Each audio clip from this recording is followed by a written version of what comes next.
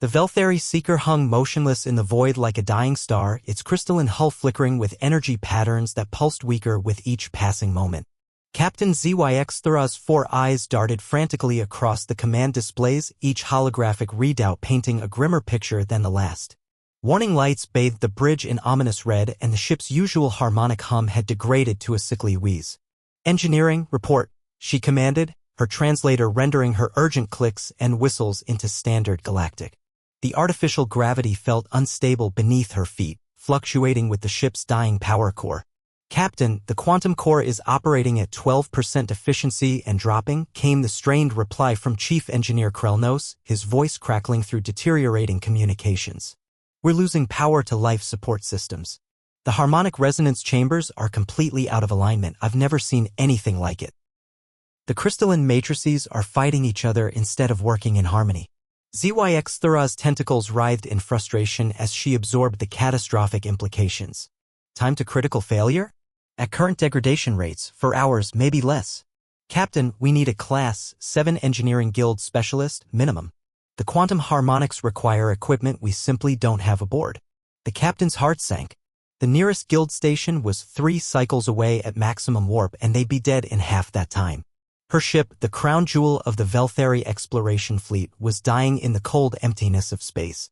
200 crew members, including her own offspring, faced certain death unless a miracle occurred.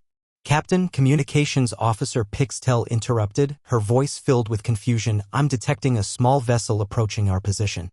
It's primitive. Pre-warp signature, basic fusion drive, minimal shielding." "Impossible," ZIX Thura replied, though she was beginning to hope for any possibility. "We're in the neutral zone, parsecs from any inhabited system." "Confirmed, Captain. The vessel is broadcasting in multiple languages, some I don't recognize." "One moment." Pixtel's fingers danced over her console. "It's claiming to be a salvage and repair vessel from something called Earth?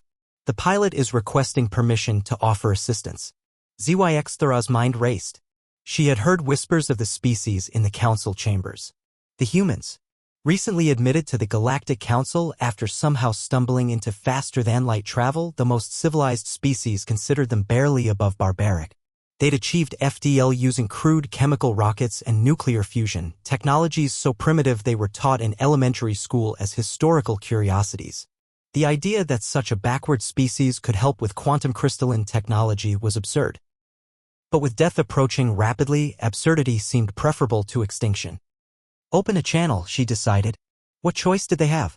The view screen flickered to life, revealing a bipedal creature with pale skin, dark hair, and the most peculiar covering over its eyes, transparent material that seemed to correct vision defects. The being was surrounded by what could only be described as organized chaos, tools, parts, and mechanical components scattered everywhere in what appeared to be a functional workspace despite its disorder. "Ahoy there," the human said cheerfully, apparently oblivious to the dire situation. "This is Jack Morrison, Captain and Chief Engineer of the Rust Bucket. Couldn't help but notice you folks seem to be having some engine trouble.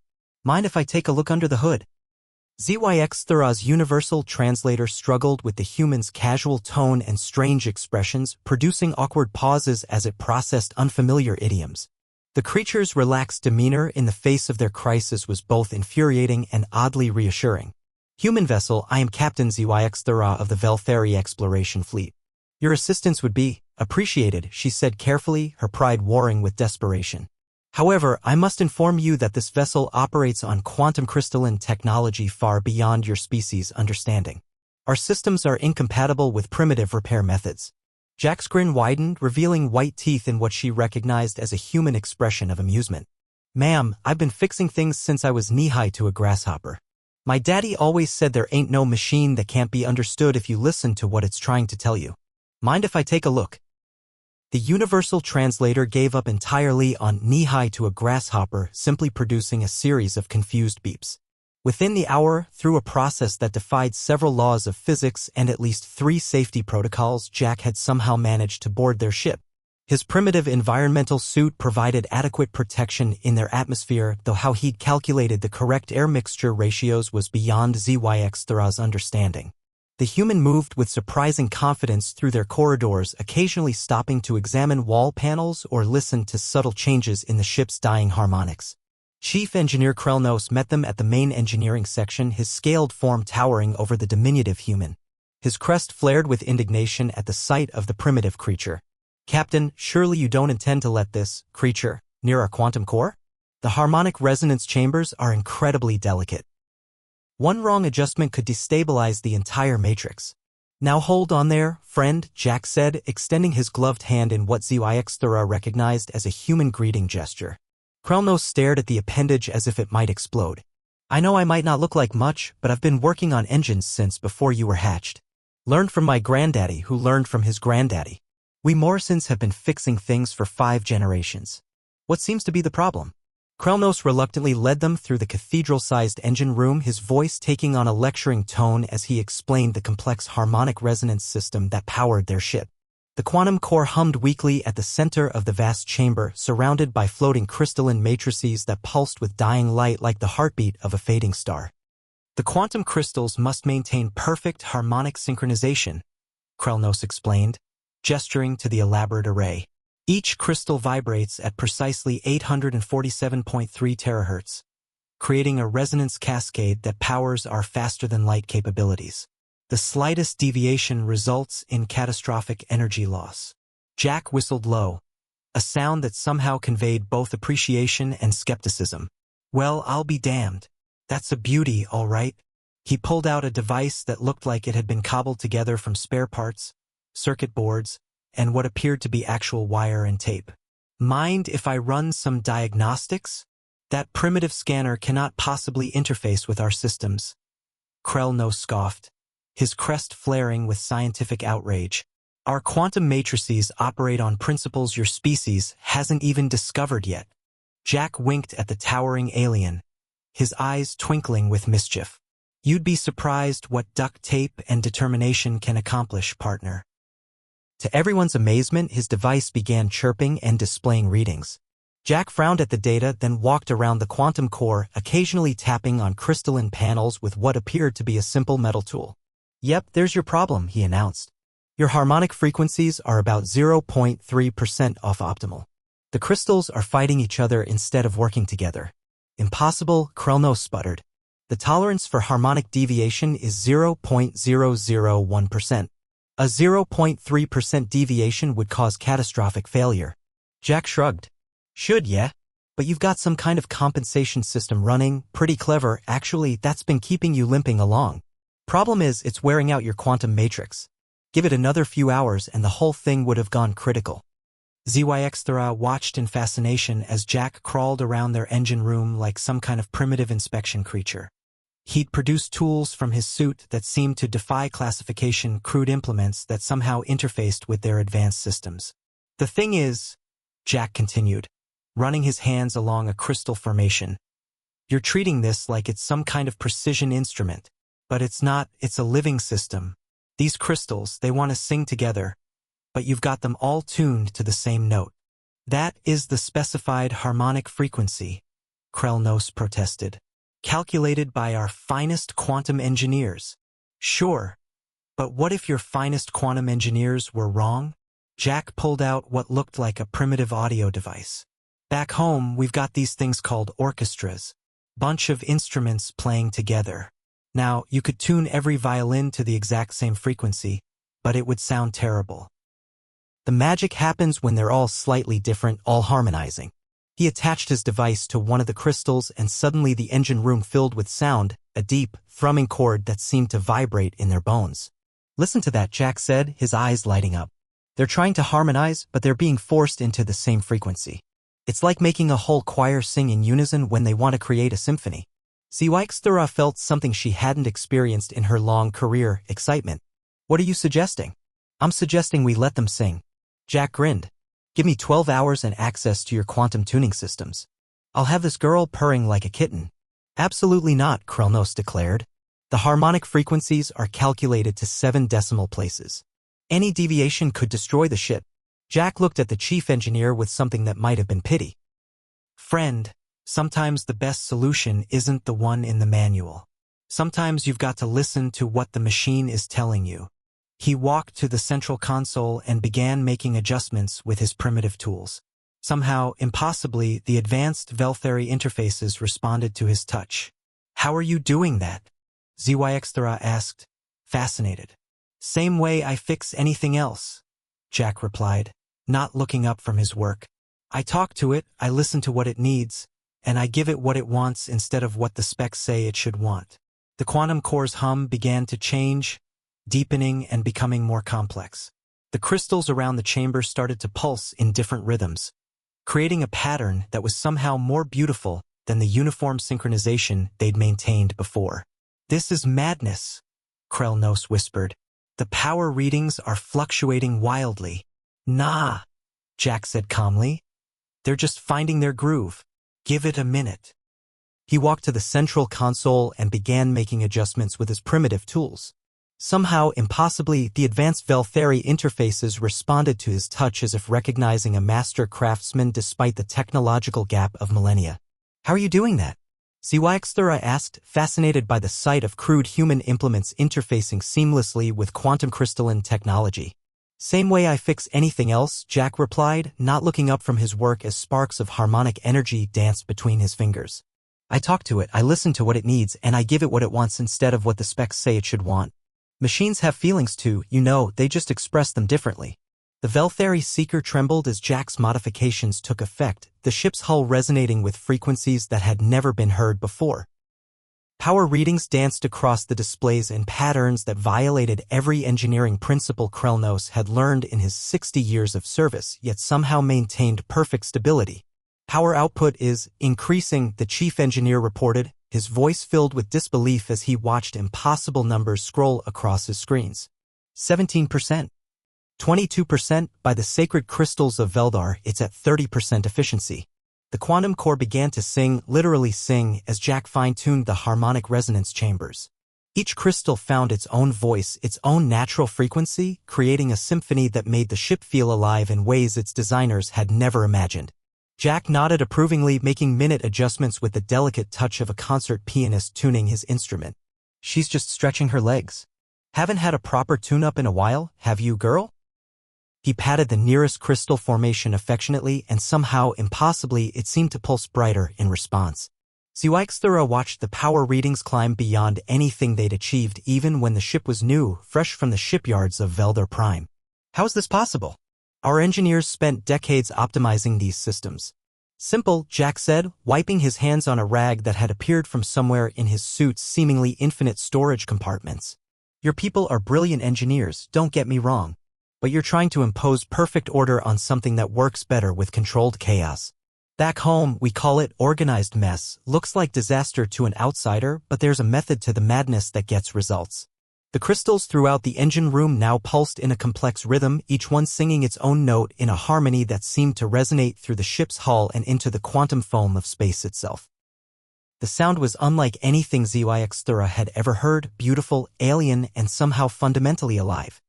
"Power efficiency at 45%, Krellnos called out, his voice barely above a whisper as his worldview crumbled and rebuilt itself around this impossible reality. "This is impossible. The theoretical maximum efficiency is 38%. We're exceeding the laws of quantum thermodynamics." Jack chuckled, a warm sound that somehow made the engine room feel more welcoming. "Your theoretical maximum assumed perfect conditions that don't exist in the real universe. But imperfection can be beautiful too. Sometimes the flaws make the whole thing stronger, like how a cracked bell can have the most beautiful tone." He moved to another console, his primitive scanner chirping as it interfaced with systems that should have been completely incompatible. "Now, here's where it gets interesting. Your ship's been compensating for the harmonic problems by overcharging the quantum matrix, burning out components faster than they should. But with the crystals working in harmony instead of fighting each other, we can redistribute that energy more efficiently." "To where?" ZYXthera asked, though she was beginning to suspect she knew the answer. "Everywhere," Jack grinned. "Shields, weapons, life support, propulsion, the whole shebang. Your ship's about to become a lot more than the sum of its parts." The deck beneath their feet began to vibrate differently, the ship's entire structure resonating with the new harmonic frequency. Emergency lights that had been dimmed to conserve power suddenly blazed to full brightness. Shields at full power, came a report from the bridge. Weapons systems charging. Long-range sensors are showing enhanced clarity. Jack stood back and admired his work. There we go. Nothing like a properly tuned engine to make everything else work better. Krellnos stared at the displays showing power levels that exceeded every specification in their databases.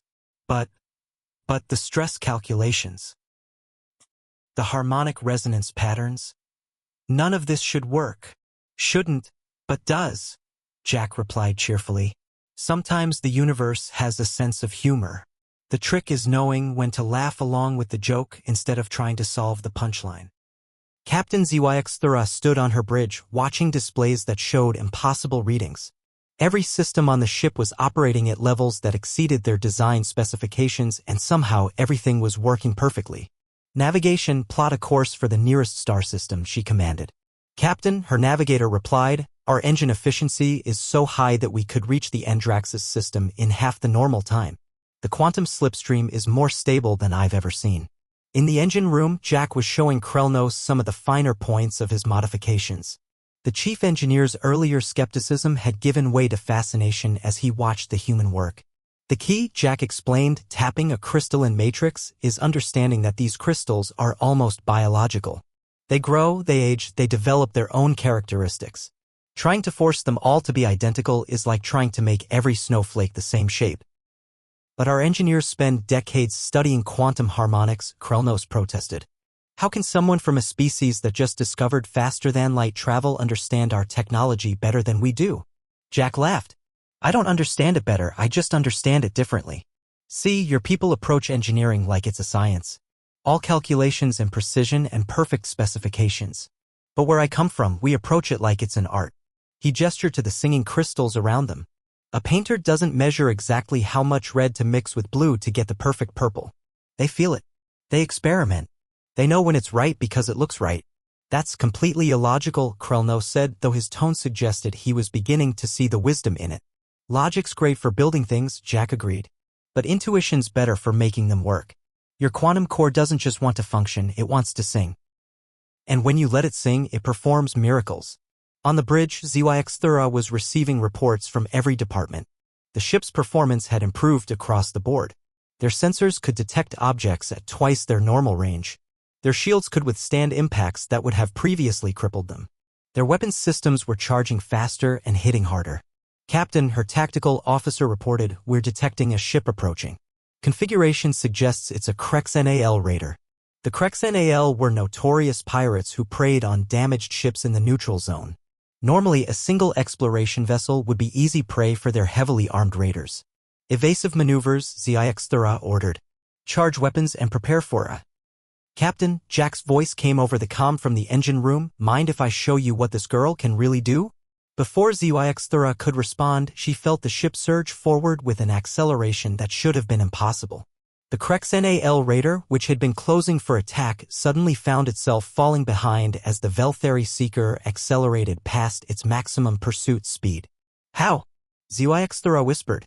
Harmonic resonance doesn't just apply to the quantum core, Jack's voice crackled with excitement. Your whole ship is designed to work in harmony. Now that the heart is beating properly, everything else can reach its potential too. The Krexnal raider captain, Vexmore, stared at his tactical display in disbelief. The damaged Velthari exploration vessel he'd been tracking had suddenly accelerated beyond his ship's maximum velocity, leaving him eating quantum exhaust. Impossible, he snarled. Velthari ships don't have that kind of speed. His weapons officer, equally confused, reported, Captain, their energy signature just increased by 400%. They're operating at power levels that should tear their ship apart. Aboard the Velthari Seeker, Jack was having the time of his life. Krellnos, watch this. He made another adjustment to the harmonic resonance chambers and the ship's acceleration increased even further.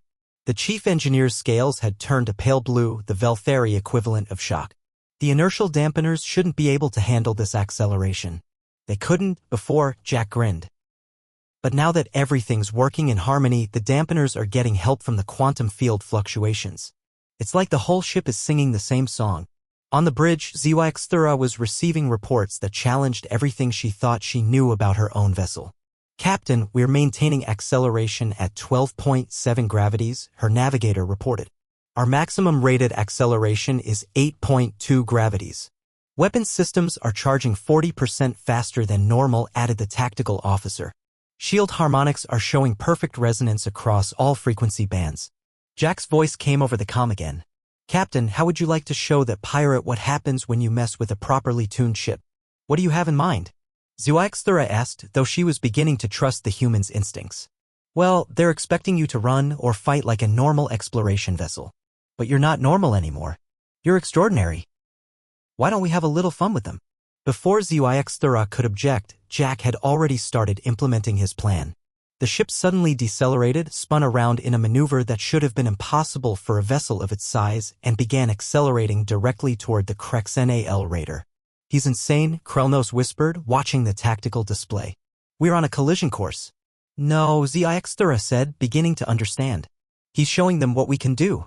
The raider captain found himself facing a ship that was moving with the agility of a fighter but hitting with the power of a battleship. The Velthari Seeker danced around the raider's weapons fire, its shields absorbing hits that should have crippled it, while returning fire with precision that seemed almost supernatural.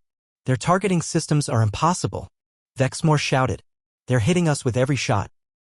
What he didn't know was that Jack had synchronized the ship's targeting computers with the quantum core's harmonic frequency.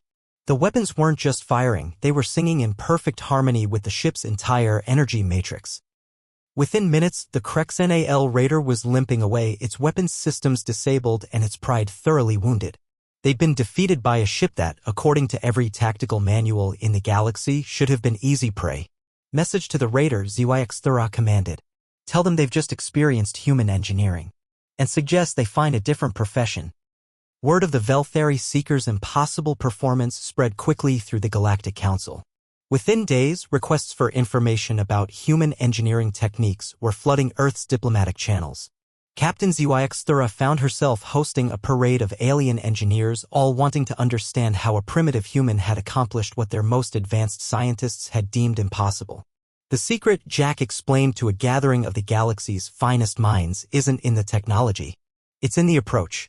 You're all so focused on making things work perfectly that you forget to make them work beautifully." Master Engineer Thalvex of the Centauri Technical Institute, whose species had been building starships for millennia, studied the harmonic resonance patterns with fascination. But the mathematical models clearly showed that these frequencies should create destructive interference. "And they would," Jack agreed, "if you were building a machine. But you're not. You're building a living system. The quantum crystals respond to harmony the way living things respond to music. They don't want to be identical, they want to be part of something greater." He gestured to the engine room where the crystals continued their beautiful, impossible song. "Every crystal has its own voice. Some are high, some are low, some are strong, some are subtle. But when they sing together, they create something that's more than the sum of their parts." Krelnos, who had become Jack's most devoted student, added, "The human showed us that perfection isn't about eliminating flaws, it's about making the flaws work together." The implications were staggering. If human engineering principles could be applied to other technologies, the entire galaxy might be transformed. Ships that could operate beyond their specifications. Weapons that could adapt to any situation. Shields that could harmonize with any frequency. But perhaps most importantly, Jack had shown them something about cooperation itself. Just as the crystals worked better when they were allowed to be different, species might work better when they were allowed to be different too. "The thing is," Jack said, addressing the assembled engineers, "you've all been trying to solve the universe like it's a problem. But maybe it's not a problem. Maybe it's a symphony and we're all just trying to find our part in the music." As the Velthari Seeker continued its journey through the stars, its quantum core singing its impossible song, Jack couldn't help but smile. He'd come out here to fix a broken ship, but he'd ended up fixing something much more important, the idea that different was dangerous. The galaxy was full of species who had spent centuries trying to impose order on chaos, precision on imperfection, uniformity on diversity. But sometimes, Jack knew, the most beautiful music came from letting everything be exactly what it was meant to be. And as the ship's engines hummed their harmonic song, carrying the vessel through the void at speeds that should have been impossible, Jack Morrison, human mechanic and accidental philosopher, settled back to enjoy the symphony of stars. In the end, the greatest engineering achievement wasn't making things work perfectly. It was making them work together, flaws and all, in perfect harmony. Authors note, this story explores the HFY concept that human ingenuity and intuitive understanding can sometimes surpass purely technical knowledge. The theme suggests that diversity, imperfection, and harmony can be more powerful than uniformity and precision, both in engineering and in life.